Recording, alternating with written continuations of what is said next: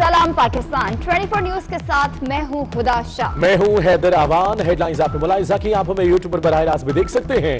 youtube.com/24newsht visit कीजिए। सबसे पहले आम खबर आपको दें। वजीर आजम के इलेक्शन कमीशन पर संगीन इल्जामात। वजीर आजम का कहना है कि इलेक्शन कमीशन ने मुल्क की अखलाकियात और जमहूरियत को नुकसान पहुंचाया। इलेक्शन कमीशन ने अदालत में ओपन बैलेट की मुखालिफत क्यों की? 1500 बैलेट पेपर्स पर बार कोड लगाने में क्या मसला था? क्या करप्शन खत्म करना अकेले इमरान खान की जिम्मेदारी नहीं है? सारे मुल्क के सामने पैसे चल रहे हैं, वो वीडियो चल रही है पैसे की। उससे पहले वीडियो चली जो 2018 के इलेक्शन में कि जनाब वो एमपीज करोड़ रुपया ऐसे ऐसे करके बैग्स में डाल रहे हैं। वो कुछ कोशिश की? क्या आपको ये नहीं पता कि आपकी जिम्मेदारी थी इन्वेस्टिगेट करने की? सारी एजेंसीज आपके नीचे हैं, सबके सामने तमाशा हुआ। आपको मौका जब दिया सुप्रीम कोर्ट ने, क्या वजह थी कि आप 1500 बैलेट्स के ऊपर कोई एक बार कोडिंग नहीं कर सकते थे?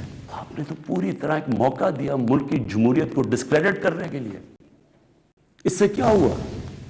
मैं आपसे सवाल पूछता हूं कि आज क्या हमारी जमहूरियत ऊपर गई है, नीचे गई है? जो आपने मुल्क की मोरालिटी, अखलाकियात को नुकसान पहुंचाया है कि ये जो ओपन हॉर्स ट्रेडिंग हो रही है, क्या इससे फर्क पड़ा? मुझे बताएं।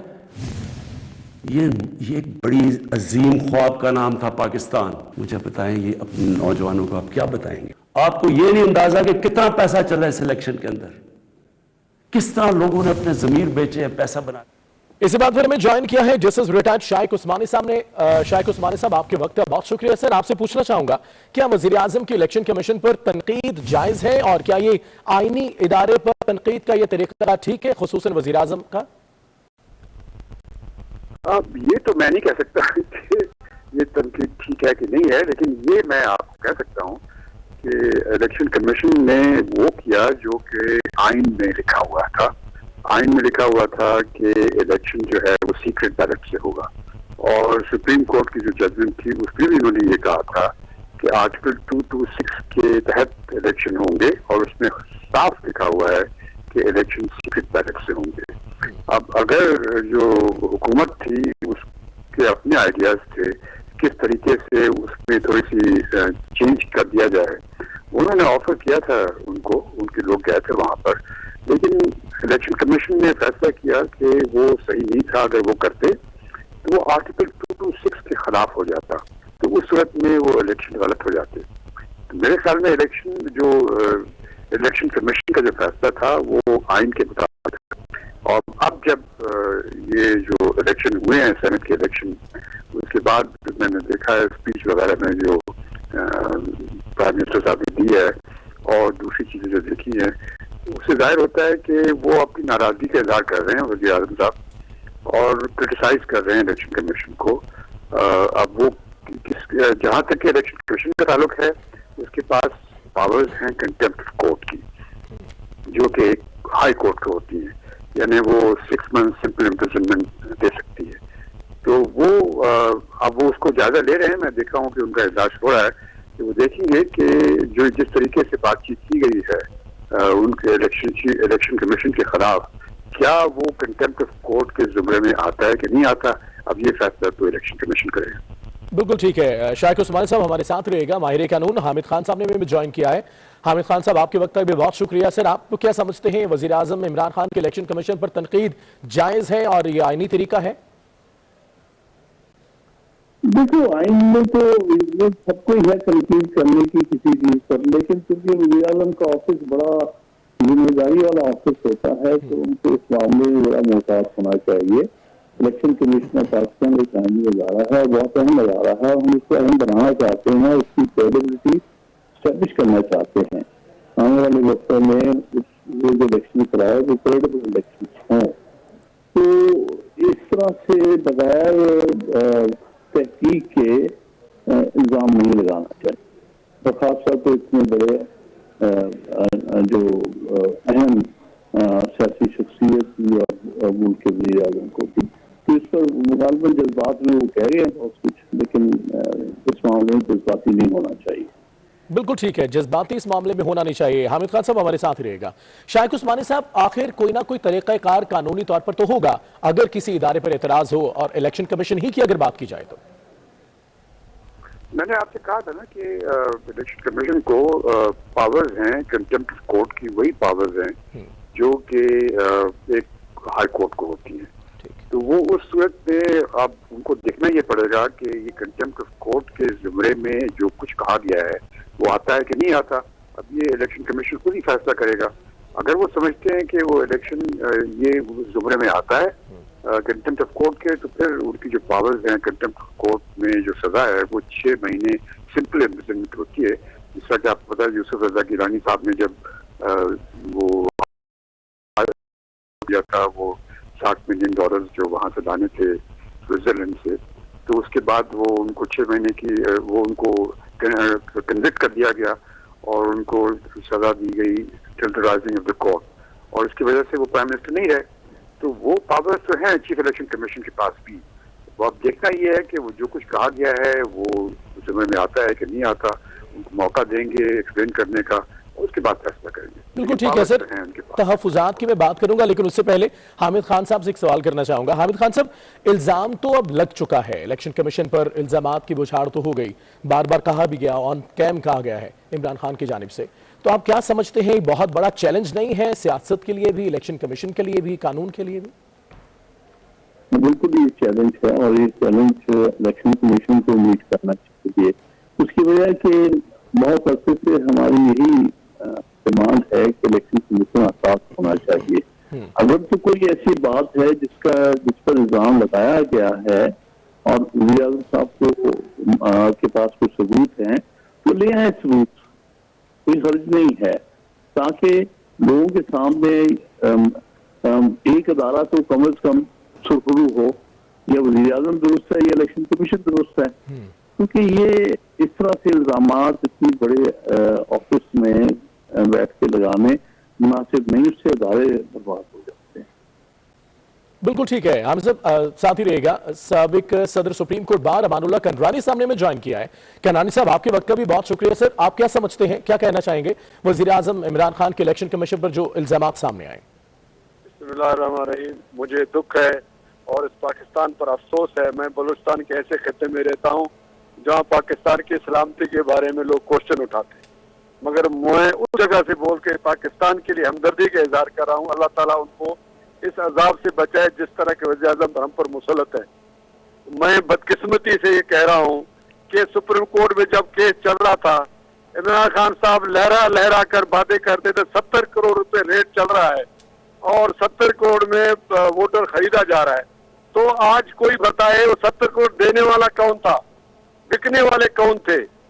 ये खरीदने वाले भी खुद है, बिकने वाले भी खुद है, और कोर्टों को, अदालतों को, इदारों को मुतासर करने की कोशिश करते हैं। शायद कोई और व्यापार की और मंडी लगाई हुई है। बलूचिस्तान में उन्होंने सियासत का जो है सत्यानाश कर दिया है। जिस तरह की हालत बलूचिस्तान में बनी हुई है, वो अब एक सूबा नहीं रहा, एक गुलाम इदारा सूबा बन गया है। इसको जिस तरह चाहे ये लोग पैसे के जरिए खरीदे, जिस तरह चाहे उसको बेचे।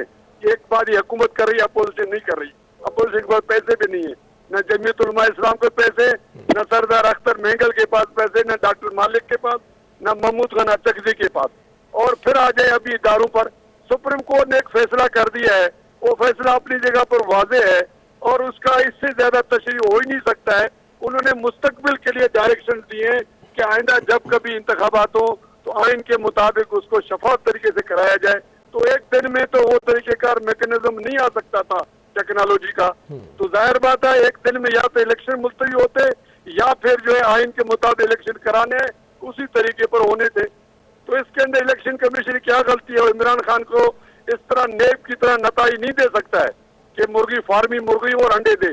इस तरह कोई इधर अंडे नहीं दे सकता। और सुप्रीम कोर्ट ने भी सही फैसला किया, वो भी उसके उम्मीदों के बरक्स फैसला था और इलेक्शन कमीशन ने भी उसके बरक्स आइन और कानून के मुताबिक फैसला किया है। इनकी ख्वाहिश है कि मैं धरना दूं और धरने से हुकूमतें खत्म हो, वो वक्त अब खत्म हो गया। अब इदारे मौजूद है, आईनी इदारे अपना काम करेंगे, पार्लियामेंट मौजूद है, 22 करोड़ अवाम उसके पुष्ट पर है। अब किसी इदारे को किसी के सामने झुकना नहीं चाहिए। हर इदारे को अपना काम अपने आइन और कानून मुताबिक करना चाहिए। मैं समझता हूँ इलेक्शन कमीशन ने दुरुस्त किया है। इमरान खान का वावेला जो है कसिया ने बिल्ली खंबा नोचे के मुतरादिफ है और उसको ये मजाक पाकिस्तान के साथ बंद करना चाहिए। बिल्कुल सर, बात तो फिर यही है ना कि अगर धरना देंगे या लोग निकालेंगे तो किसके लिए निकालेंगे? साथ ही रहिएगा। कन्विक्शन हो गया था तो उन्होंने रिजाइन कर दिया था, वो हट गए थे प्राइम मिनिस्टरशिप से, रिजाइन करके हट गए थे। उसके बाद फिर वो अगर फंस किया कंटेम्प्ट कोर्ट है तो फिर उनको या पीटीआई एक नॉमिनेट करे एक कैंडिडेट मिनिस्टरशिप के लिए, वोट ऑफ कॉन्फिडेंस।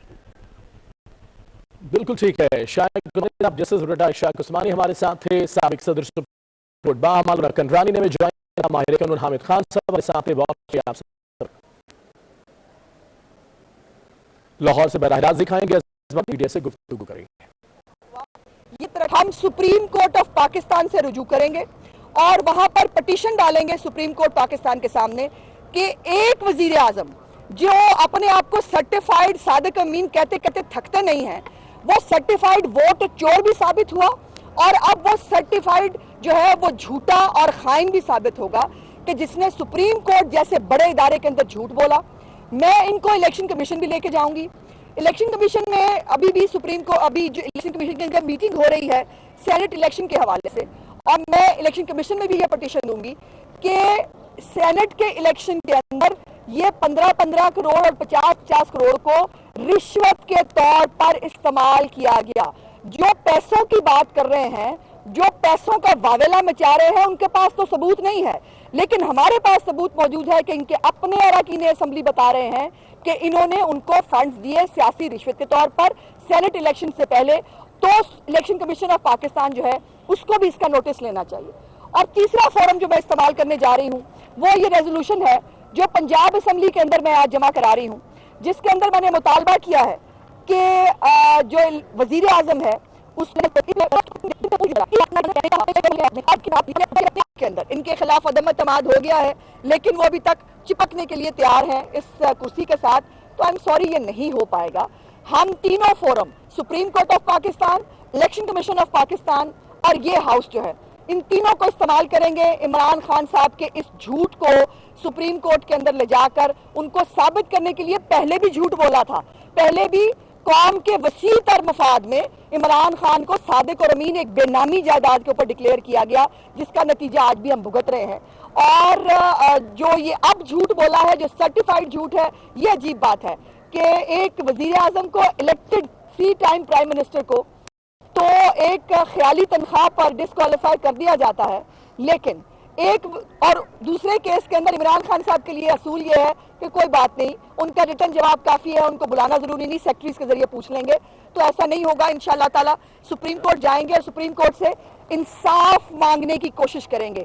अगर इंसाफ के इदारे मौजूद है और इतनी बड़ी ब्लेटेंट, मैं समझती हूँ तौहीन अदालत हुई है, तौहीन सुप्रीम कोर्ट हुई है, जो इमरान खान ने झूठ बोलकर सुप्रीम कोर्ट को इस्तेमाल करने की कोशिश की, यही हमारा केस है।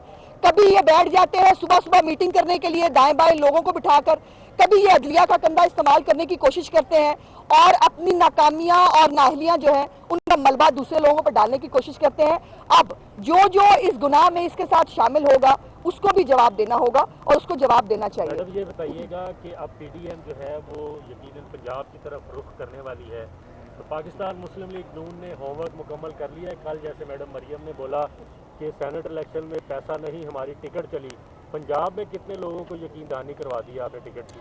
नहीं, अभी हमने कोई यकीन दहानी नहीं कराई है किसी को, लेकिन ये फैसला पीडीएम के प्लेटफॉर्म से भी होना है कि हमें पंजाब में अदम एतमाद लानी है कि नहीं।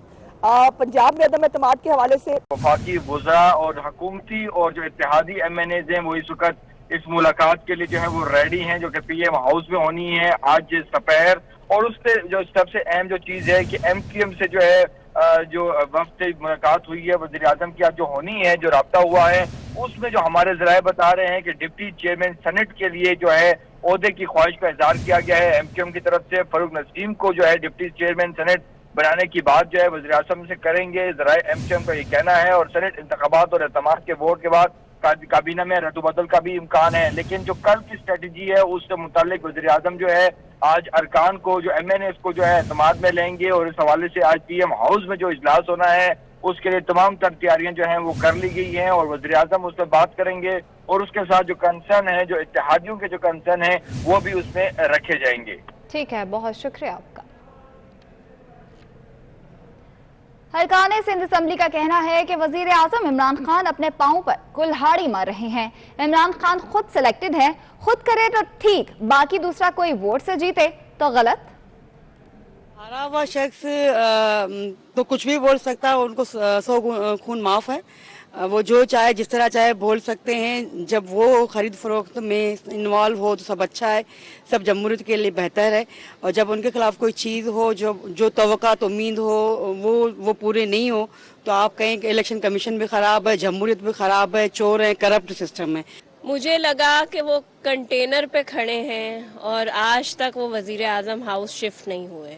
वो इस मुल्क के वज़ीर आज़म की हैसियत से कल खिताब नहीं कर रहे थे, फेसबुक ट्विटर के प्राइम मिनिस्टर की हैसियत से खिताब कर रहे थे।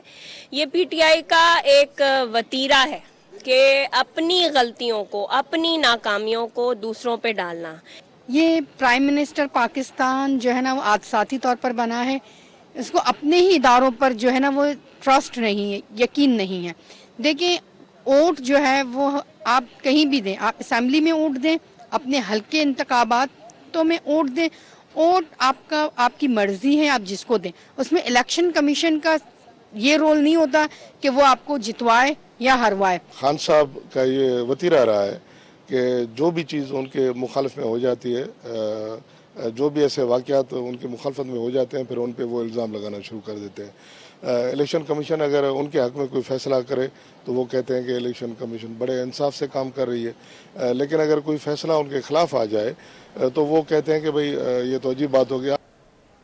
और खबर यह है कि सिंध असेंबली में प्लास्टिक लोटे मंगवा लिए गए हैं। एक शख्स लोटे लेकर सिंध असेंबली पहुंच गया है। सिंध असेंबली में प्लास्टिक के लोटे मंगवा लिए गए हैं। एक शख्स लोटे लेकर सिंध असेंबली पहुंच गया। मनाजिर भी आप देख सकते हैं। आजाद नोडियो से बात करेंगे। आजाद नोडियो, किसने मंगवाई ये लोटे, कौन लेके आया ये लोटे? जी बिल्कुल, ये सिंध असेंबली में एक नामालूम शख्स है जिससे उनका नाम पूछा गया तो नाम नहीं बताया, लेकिन उसके हाथ में एक प्लास्टिक की शापर थी जिसमें 4 जो है ब्लू रंग के प्लास्टिक के लोटे थे। उससे जब पूछा गया तो लोटे किसके हैं, किसने मंगवाए, तो उन्होंने कहा जो शहर इंतखाबात के दौरान अरकान जो लोटे बने थे उनके लिए लोटे लाए गए हैं, लेकिन ये लोटे पाकिस्तान तहरीक इंसाफ के अरकान ने मंगवाए हैं। वो जो है सिक्योरिटी के बावजूद सिंध असेंबली के अंदर दाखिल होगा, लोटे लेकर सिंध असेंबली के अंदर पहुंच गया। इस हवाले से जब पाकिस्तान तहरीक इंसाफ के रुकन सिंध असेंबली शहजाद कुरैशी, उनसे जब मैंने पूछा ये लोटे किसके लिए मंगाए हैं, तो उसने भी इन लोटों के हवाले से तस्दीक की है कि लोटे उनके लिए मंगवाए हैं, लोटे बने हैं। अब बज़ाहिर पाकिस्तान तहरीक इंसाफ के 2 अरकान में असलम अबरो और शहर मुनरफ होते हैं पाकिस्तान तहरीक इंसाफ से, जिन्होंने पाकिस्तान पीपल्स पार्टी को वोट कास्ट किया। एक करें बस जब जिसको इन्होंने सिंध असेंबली से उठाया, उसके बाद उन्होंने उनसे वोट भी कास्ट करवाए। लेकिन ये लोटे 4 लोटे हैं।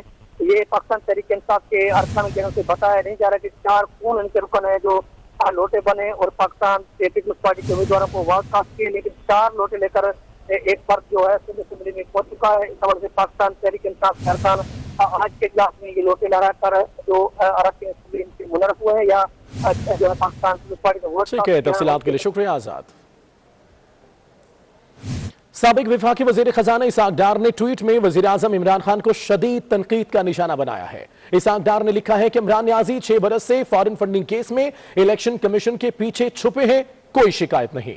ईसीबी के होते हुए 36 वोटों के साथ चेयरमैन सेनेट बनवा लिया, कोई शिकायत नहीं। मगर अब हफीज शेख की सेनेट इलेक्शन में शिकस्त पर ईसीपी के खिलाफ चीखो पुकार की जा रही है। इलेक्शन कमीशन को इमरान खान के खिलाफ तौहीन अदालत की कार्रवाई शुरू करनी चाहिए। साबिक वफाकी वजीर खजाना इसाक डार ने ट्वीट में वजीर आजम इमरान खान को शदीद तनकीद का निशाना बनाया है।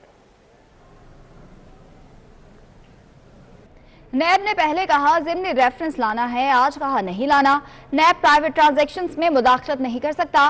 मंगला कोर को इस ट्रांजैक्शन में शामिल करना गलत बात है, ये कहना था deputy chairman senate Salim Mandviwalla का। वो एहतसाब अदालत इस्लामाबाद में पेशी के बाद मीडिया से गुफ्तगू कर रहे थे। मेरा जो हमेशा से स्टांस रहा है कि ये एक प्राइवेट ट्रांजैक्शन है और NAB continues to interfere in private business, continues to interfere in private transactions और नैब को अभी तक ये समझ नहीं आ रही कि प्राइवेट बिजनेस में अगर वो जाएंगे और प्राइवेट बिजनेस को डिस्टर्ब करेंगे तो पाकिस्तान में आगे मईशत नहीं चलेगी, बिजनेस नहीं चलेगा, बिजनेसमैन डरेगा।